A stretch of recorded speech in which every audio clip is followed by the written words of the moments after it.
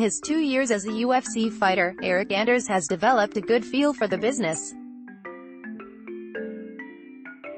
He knows what it takes to impress the boss and what not to do if you plan on keeping your spot on the roster.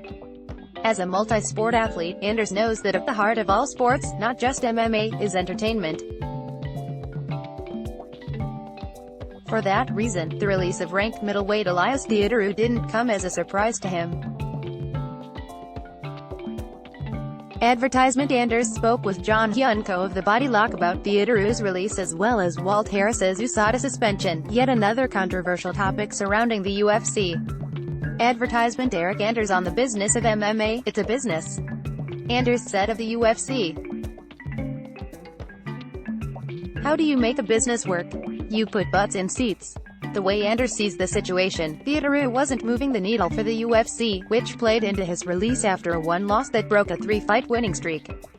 Advertisement Theodorou hails from Canada, a market the UFC has attempted to maintain and grow ever since losing stars Georges St. Pierre to retirement and Rory MacDonald to Bellator. Unfortunately for Theodorou, being from the Great White North, even training at TriStar Gym, isn't enough for the fans to root for you. Even when him and I fought, they booed him in Toronto, and that's where he's from. Anders said. Anders faced off against Theodorou on the preliminary portion of UFC 231. Theodorou used his movement and effective awkwardness, as Paul Felder described it on the broadcast, to win rounds 1 and 3 on 2 judges' scorecards. Despite a second round that saw him rock Theodorou on 3 separate occasions, dropping him once, Anders left Canada with his 3rd professional loss. For Theodorou, the fight resulted in his last win in the UFC. Advertisement After competing against him in the octagon, Anders has respect for Theodorou's accomplishments, but he doesn't believe they make up for his polarizing fighting style. My man went 8-3 in the UFC, Ultimate Fighter winner, so he's had a pretty good career, but, you know, he's just not entertaining. Anders said. I don't think that people like the way that he fights. Another opponent weighs in. Anders' opinion on the issue differs from Theodorou's most recent opponent, Derek Brunson. Brunson and Theodorou fought in the co-main event of UFC Ottawa.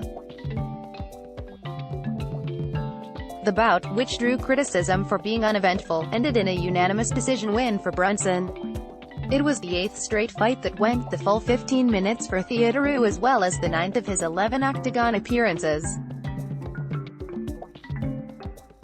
Advertisement: the 31-year-old middleweight was released by the UFC shortly after the loss. Dana White explained to TSN's Aaron Bronsteter why he decided to cut Theodorou. Advertisement: I'm looking for people that can break into the top 5 or possibly become world champions.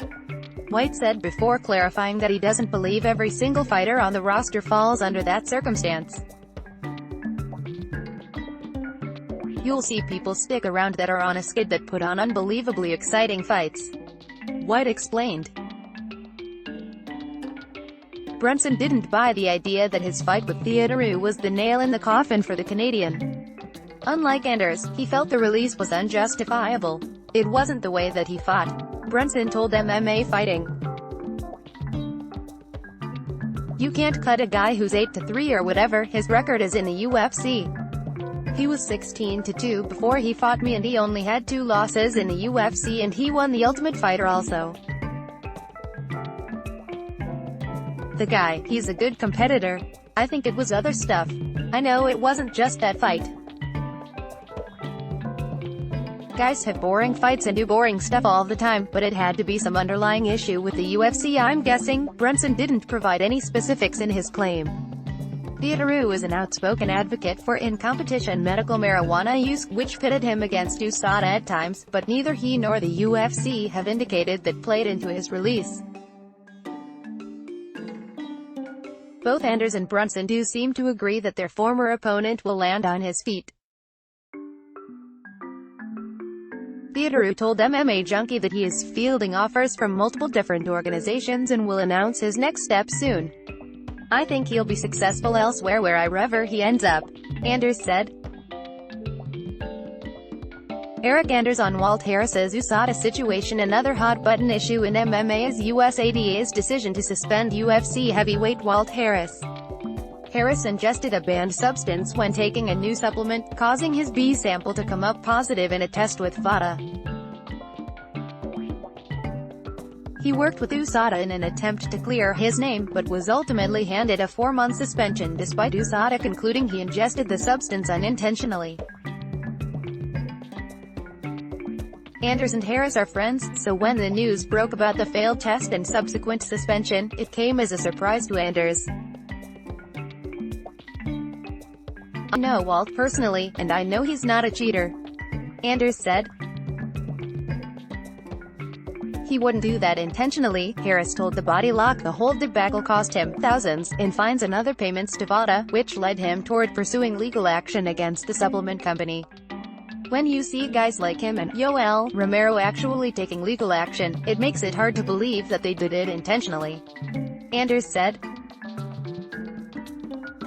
You see guys who just take their sentence and lay down and it's like, I don't know, because if I got popped for something I didn't do intentionally, then I might explore every avenue to clear my name. Romero recently won $27.45 million in a lawsuit against Gold Star Performance Products after one of the company's supplements was deemed to have caused Romero to fail a 2016 USADA test.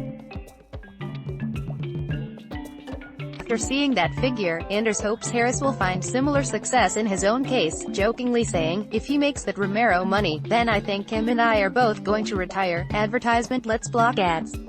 Why?